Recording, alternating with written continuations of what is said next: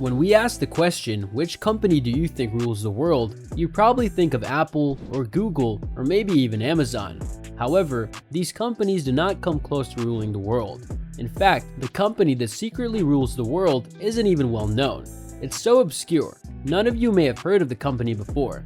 In this video, we'll be taking a look at BlackRock, the company that secretly rules the world. BlackRock Incorporated is an American multinational investment management corporation based in New York City.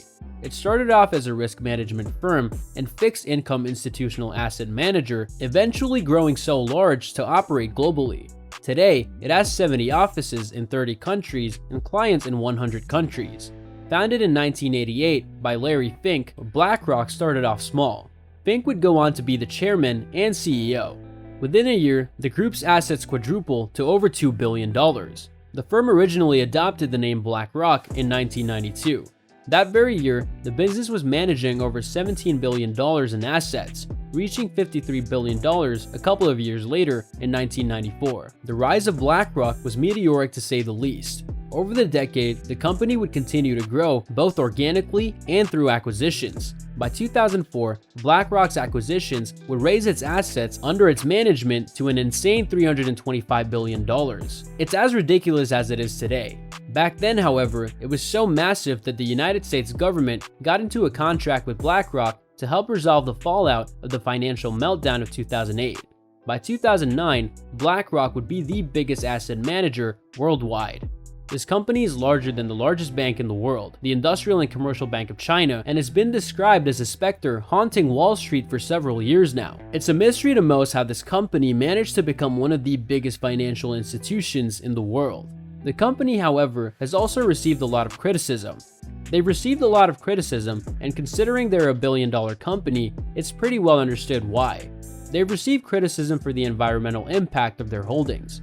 The company is also among the top 3 shareholders in pretty much every massive oil company. It is among the top 10 shareholders in 7 of the 10 biggest coal producers.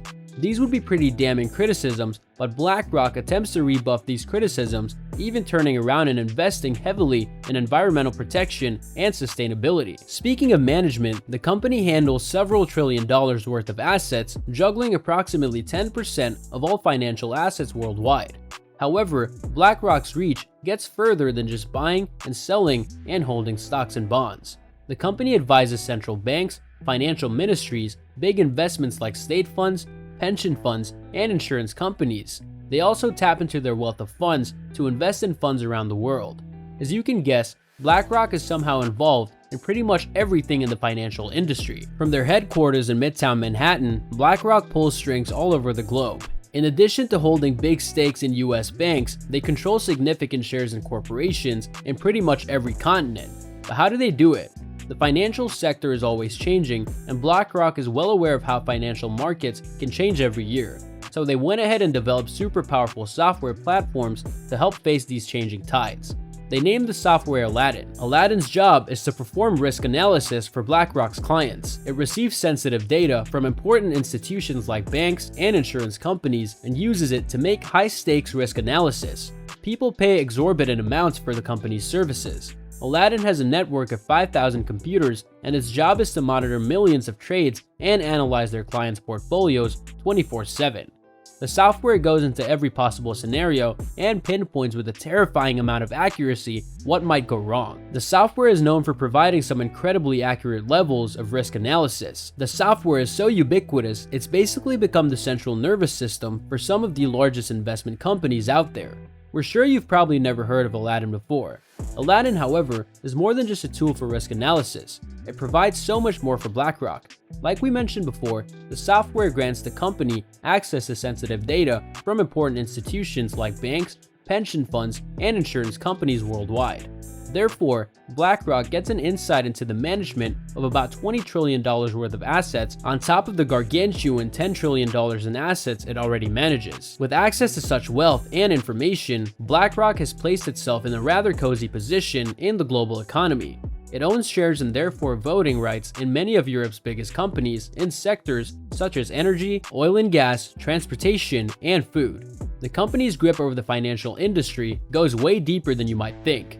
It holds public debt in the way of bonds. It holds pension funds for a vast amount of people, and it holds political power too, since it routinely works with entire governments as an advisor. Central banks hire BlackRock to audit regular banks and advise them about management.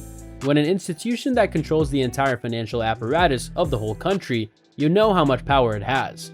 The ironic twist here is that since BlackRock is so massive, they're often a major shareholder in the same banks that these central banks want them to audit and advise in. This means that during these meetings, BlackRock is literally sitting on both sides of the table, advising the government and managing banks they already own.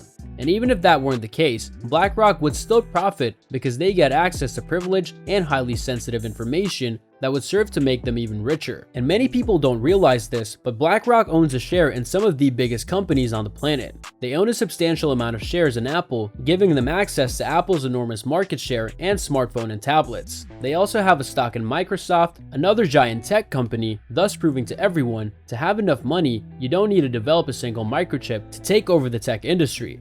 BlackRock also holds massive stocks in pharmaceutical companies like Pfizer and Johnson & Johnson. The company knows exactly where to direct their investments, and they do so in companies that produce goods and services that people need to survive. BlackRock has immense power, and it can be rightly said that the company has enough power to rule over the world indirectly. Thanks for watching.